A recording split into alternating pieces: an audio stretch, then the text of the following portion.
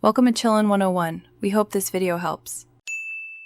In this video, I will explain how to change a door lock on a VW Golf 5. First, gather your essential tools, including Torx screwdrivers, a trim removal tool, and the new lock mechanism. Next, disconnect your car's battery to prevent any electrical issues during the process.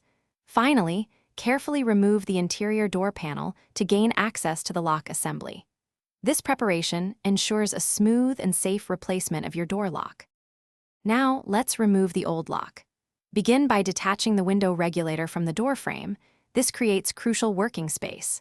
Then, disconnect all electrical connectors and cables that are attached to the faulty lock. Using the appropriate Torx T25 bit, unscrew the 3 mounting bolts holding the old door lock in place. With the bolts removed, carefully extract the entire faulty lock mechanism from inside the door. With the old lock out, it's time to install the new one.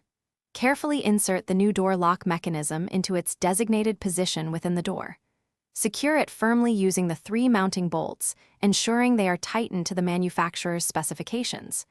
Reconnect all electrical connectors and cables to the new lock, making sure each connection is snug. Finally, reattach the window regulator to the door frame. For the final steps, reinstall the interior door panel, ensuring all clips are properly seated for a secure fit. Reconnect your car's battery. Now, thoroughly test the new door lock's functionality multiple times, both manually and with your remote key. Also, verify that the window operates correctly after reassembly. This ensures everything is working perfectly before you hit the road. Thanks for watching. Consider subscribing if we helped you.